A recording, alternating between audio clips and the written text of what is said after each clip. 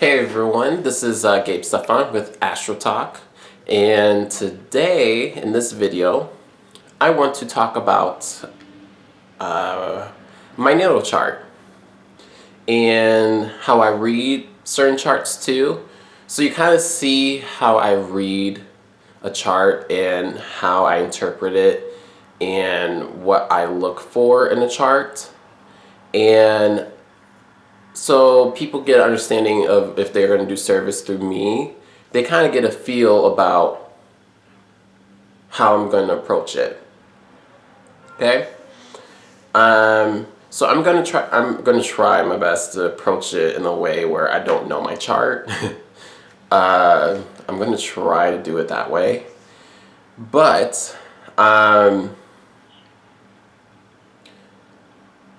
there's a lot of interesting things that I do find in people's charts, and sometimes I can pull up certain things without you even knowing that I'm going to pull it up, and what I mean by that is, like, for example, I can sometimes pull up if I look at your chart, or even just think of it in my head, because I'm trying to do that too as well. And when I pull it up, I can signify if you're going through intense energy at the moment or a certain event happening. And also, I'm not necessarily like predicting exactly what it is, but sometimes I can pull it up and be like, oh wait, is everything okay with your parents or friends, or even with yourself in terms of maybe health or a breakup, or like major life events, or graduation, or like good ones too. Oh, you got some positive things going on right now with you. Like, it's not just negative, and I just want to point that out too. It's not going to be just like the negative things or like the sad things that happen to people. It can be also the positive things that people look forward to. So those are like the things I can pull up. The obvious with these charts, obviously, I can definitely read the personality. I mean, for sure, when I look at someone's chart, there's going to be certain things that's going to be very obvious about their personality. So that's going to be the other main thing too, especially when the astrologists who've read my chart, which I will point out soon, is about, certain things about me, especially if you know me personally. So it's very interesting, because I'm going to keep it real. When I first heard of astrology, of course I didn't know like the deeper things about astrology. I didn't know anything about like how it can be a predetermined tool of predictions and helping you guide us through certain energies. And the funny part, I remember when I first started reading start looking at astrology, just, for curiosity, was back in probably like 2010, 2011, I would say, yeah. And I would read just, the sun sign general things that are on the internet, and they're kind of like just a generalized view of what your personality can be like at, with your star sign, and with your sun sign. And when I read Pisces, because I am a Pisces, okay, and when I would read the Pisces, I'm like, if you know me personally, when I read that stuff, I'm like, this is not completely me. Not at all. Like, I would say if I read the Pisces thing, just the sun sign generalized view of Pisces, it's maybe 20% accurate. 20. I'll give it 20%. But for the most part, it's not. I will read it, I'm like, nope, this is not me, this is not me, this is not me. So it made me not believe in astrology, basically. It made me think that it's invalid. Okay? And then, a couple years later, one of my friends in school was very interested in my personality and how I operate. And she was like, I would love to read your chart if you don't mind. In which, let's keep it real, I won't be doing that to people. I won't be like, I'm interested in reading your chart. Let me read your chart. That's an amateur kind of, but she was beginning. She was doing her beginning thing. So I give her that, but it made me curious. So I was just like, she ran to the right soul who would be like, okay, cool, let's do it. But in general life, since I'm not going to be going up to people and being like, let me read your astrology chart. I'm very interested in your personality. Like, no, I won't be doing that. I want people to approach me. That's how it's going to be. They got to approach me if they want to do a reading. If they don't want to do a reading with me, cool, no problem. So I'm just putting that out there. But still, like, she came, I was open to it. I was like, okay, yeah, that's cool. And I knew her, so it was fine, So she pulled up my chart, and that's when I got really kind of interested in astrology, because I was just like, oh, wow, okay, this makes total sense.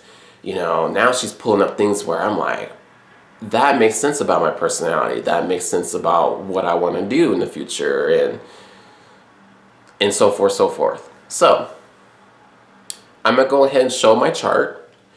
And I'm going to try to do it from an unbiased view and try to do it where I'm pinpointing certain things without me already knowing it, okay? So I'm gonna go ahead and flip the camera. We're gonna go to the screen.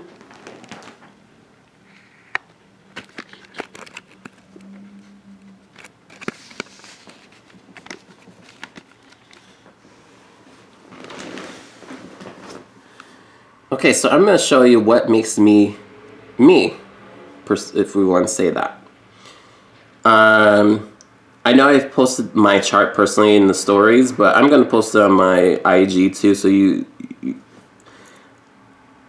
I'm probably going to even ask people if they know astrology to read it, if they, want to have some fun, but if they have time. But let's go into it. So, Gabe Stefan was born on March 17th, 1991. At 2:10 p.m. Central Standard Time in Harvey, Illinois, which is a south suburb of Chicago. Okay. And these are the things that are very important that of course astrologers need to know is your birth time, your birth date, and where you were born exactly. Okay, and it's very important to have an exact birth time because when we do these readings, that's when we can give you the most accurate information. Yes, we can try to rectify your birth time, but that takes a process, and of course that's going to cost some money too to do that. So I'm just going to keep it real with you. But otherwise than that, it's best to get your birth certificate from your home vital records. So of course, whatever county you're born in, you can go to any of your vital record places in that county. I don't know about state. I have no clue about state, to be honest, but I think it's just counties. Okay? Alrighty, so let's look at this madness that's in my chart. Okay, so the first thing, of course, right off the bat, we're going to go get my pointer. Right off the bat, we go to where your sun is located. Okay, my sun is located at 26 degrees, 43 minutes of Pisces. And one thing that kind of explains one thing about my personality is the sun, which represents your soul. Okay, I have nothing else in Pisces, if you look at it. So this is usually in anybody's chart when their sun is alone in a sign. Typically, it points out that this soul is an independent soul, no matter what sign you're in. Okay, if that sun is by itself in that sign, then that person typically is an independent soul.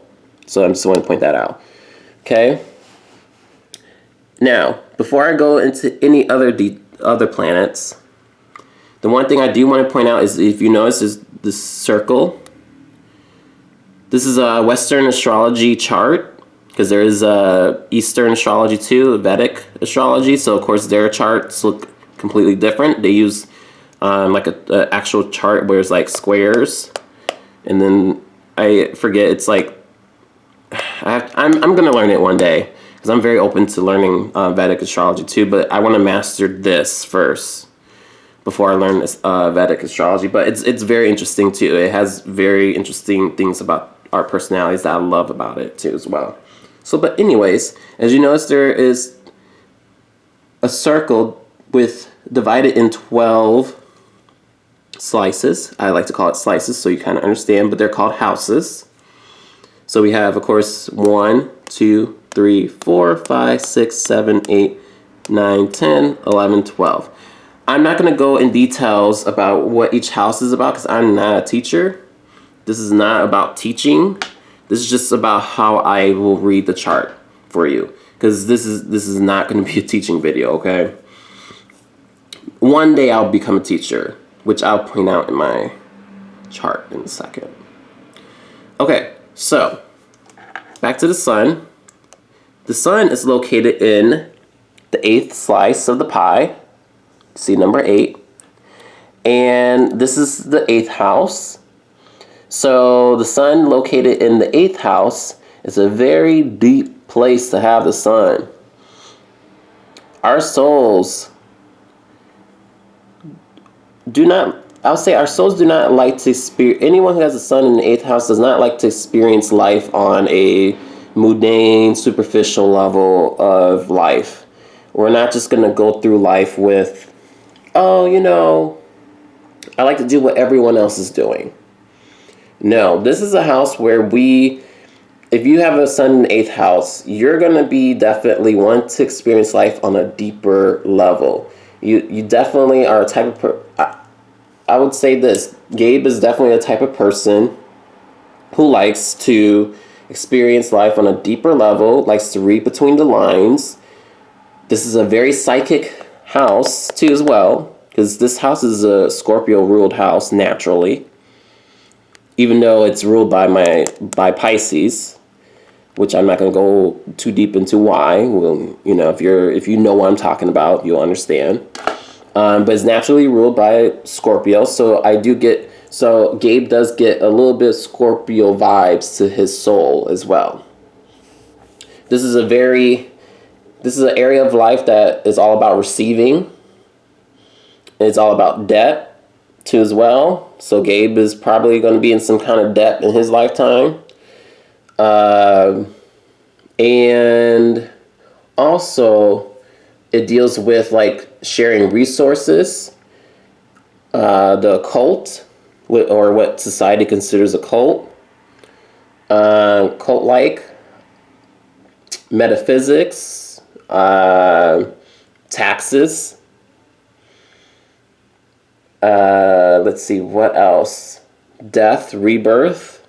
So it doesn't mean like, oh, if you have a sun in the 8th house, you're going to die soon. No. It means, when it means death and rebirth and transformation, it's metaphorically speaking. Okay? So Gabe will go through that probably quite a few times in his lifetime. All right?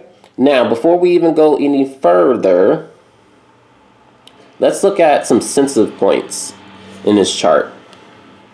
The one point that I will look at is the rising sign, which is the line in between the 12th and the 1st house. And this is basically the eastern horizon of where everything is rising, okay? So if we're looking at it this way, where the person is right here in the middle, okay? Right above him is pretty much the sky above him. Below him is pretty much what's underneath, what cannot be seen. Anything that is setting would be the descendant, the western horizon. And then anything that will be rising would be the eastern horizon right here. Okay? And we call this the rising sign. So Leo, the sign of Leo was rising in the eastern horizon when Gabe was born. So Gabe is a Leo rising. Okay? So the ascendant represents the outward personality that you put out there in the world. It's somewhat what people would say, what some astrologers would say, it's like a mask that people will wear. And that's the personality that you'll put out there. And then, of course, deep within your soul is this. This is like your deep personality, wherever your sun is located. Okay? So, Gabe is a Leo rising. And then, of course, we have to look at what planet or luminary rules this sign. And that is the sun. The sun rules the sign of Leo. So, the sun in my chart is the ruler of this chart as a whole. So, anything affecting my sun is very important. That is something we have to look at. For example, let's just say if my ruling sign, or let's just say my ascendant was in Aries, okay? Yeah, your sun is going to be important in your chart, but if Aries is my rising sign, I would have to look at Mars as well. I'm just giving an example of why we do this. Then Mars would be very important. But in Gabe's chart, that's not the case. He's ruled by the sun since he is a rising Leo, and we have to look at what affects the sun. And as you can see, there's lines. So we look at where the sun is located right here, and we see quite a few lines pointing toward the sun. And for the most part, Gabe's sun is mostly well aspected, I have to say. So he makes some nice aspects to, we look at this blue line, to his north node, which is at 26 degrees in 7 minutes of Capricorn, located in the 6th house. And then it's not shown in the chart, but of course, if it's making a nice aspect to, if anything's making a nice aspect to your north node, it will be making a nice aspect to your south node, which is not shown right here. Which is at 20, for Gabe, it's at 26 degrees, 7 minutes of Cancer, the south node. Okay, so that's one. So for Gabe, anything especially going towards his purpose will beneficially affect his soul. Okay, and it would be a little bit easier flowing too as well, since it's a sextile or a trine to the south node. So anything from the past too can be beneficial to his purpose. Okay.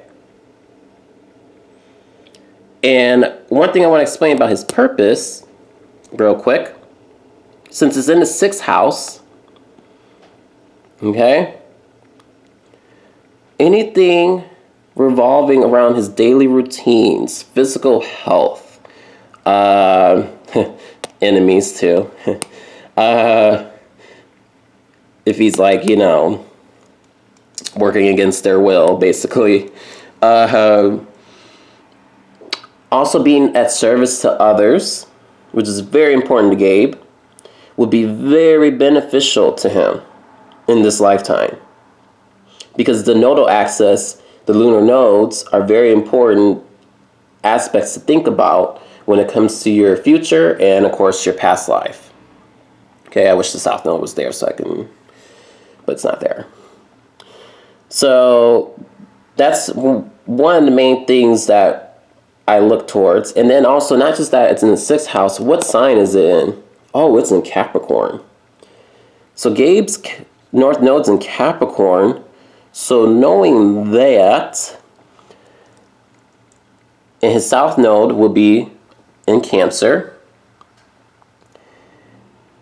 there's going to be some aspects dealing with the parental access.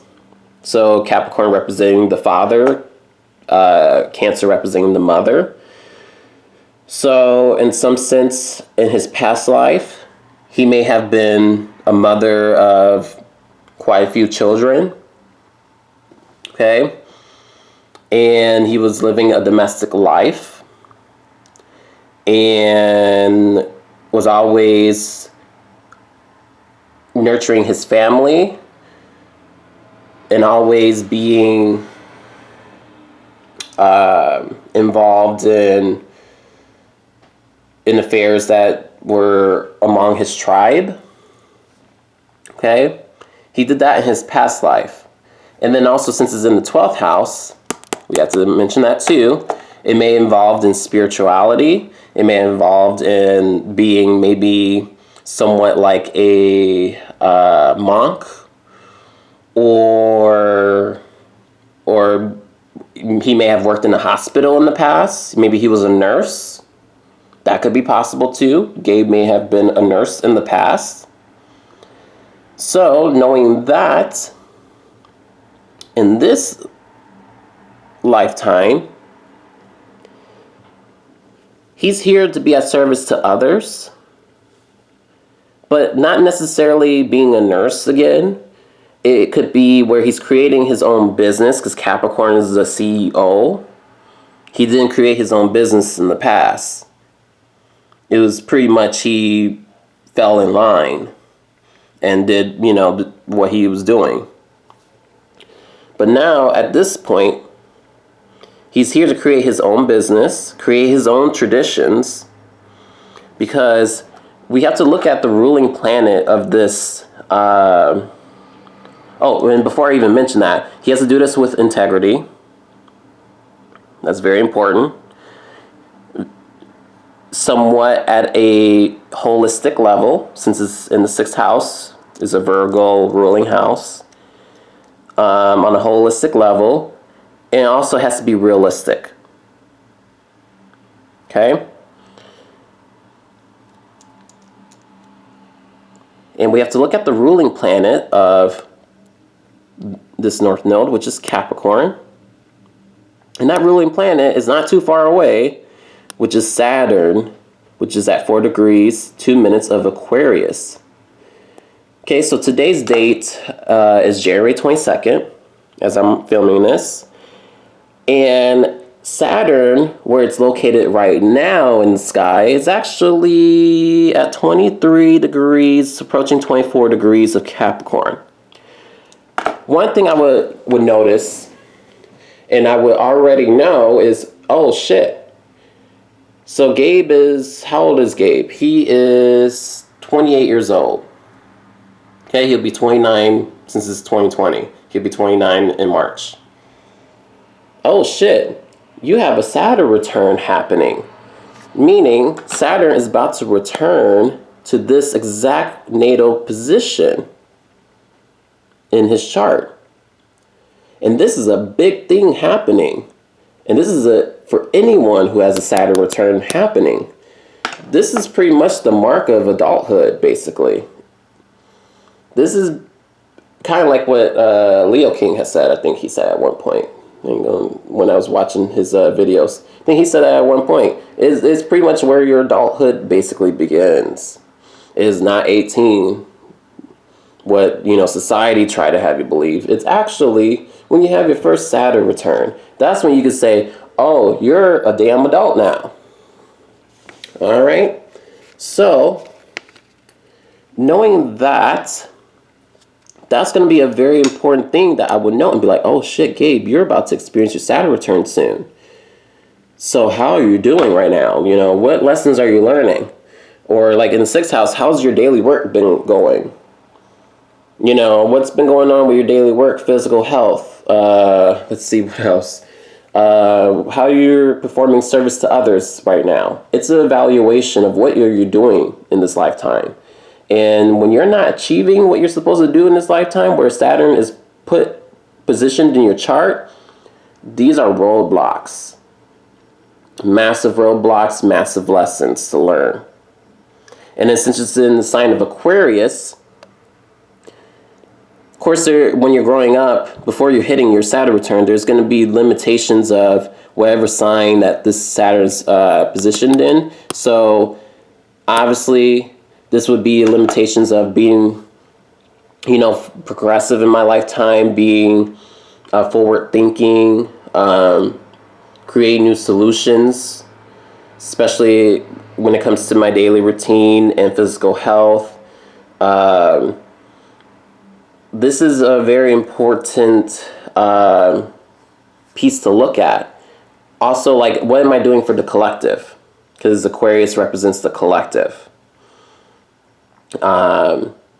Humanitarian efforts, things like that.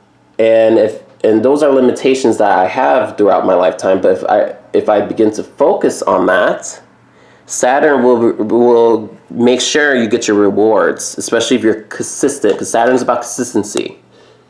If you're consistently working towards it, Saturn will grant the rewards to you later in life. Okay, so that's some of the important things that immediately catches my eye about Gabe. Okay, now also we have to look at where is his moon positioned, because moon is very important too. The moon represents your inner child, your emotions, how you emotionally operate, what your innate wants, how you nurture yourself, how do you take care of yourself emotionally.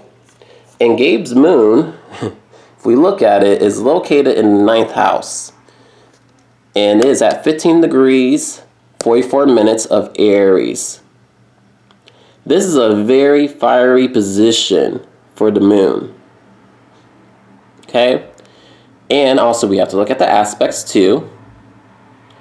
My moon is challenged. We're just going to say that. My moon is pretty challenged here.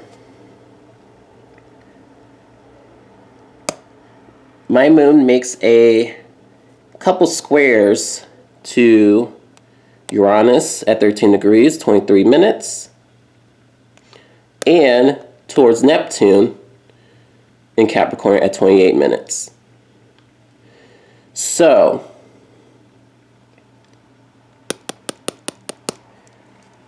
one thing about Gabe, I can say, just even looking at the moon being in the 9th house and being in Aries, he doesn't like to be told what to do. That is number one. So it's best for him, especially since Uranus and Neptune's located in the 6th house when it comes to service to others, his daily work, his daily routines, it's probably best for him to do that on his own, independently. Because his perceptions with others at work can be somewhat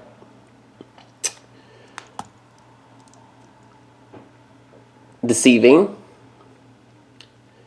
Emotionally, sometimes he can make the wrong decisions when it comes to what he's seeing in the 6th house. And also with his physical health too. If he's not paying attention to that, he can be perceived wrong about that. And not just that, he doesn't like to conform.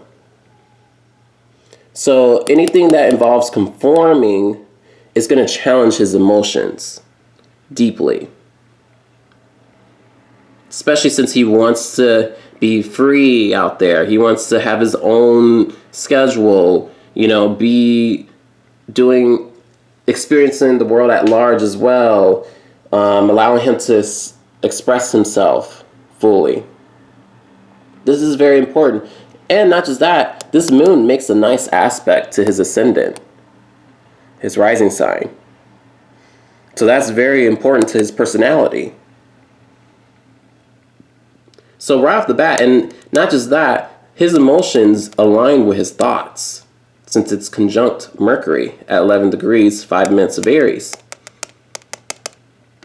So right off the bat, his emotions aligns with his thinking. He wears his emotions and his thoughts on his sleeve. It's shown.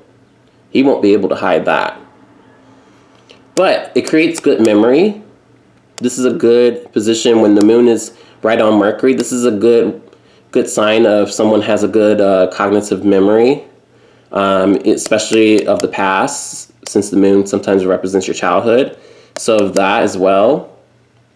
His mother too probably had the same thing going on, not in her chart, but like she has good memory as well because the moon represents the mother. And also too, we can probably say like his mom may have been an independent soul as well when she was growing up, or had some kind of independence in some way. It just all depends, especially when it came to anything foreign to her or anything that gave her a unique sense of independence in her family. That could be a big thing too as well.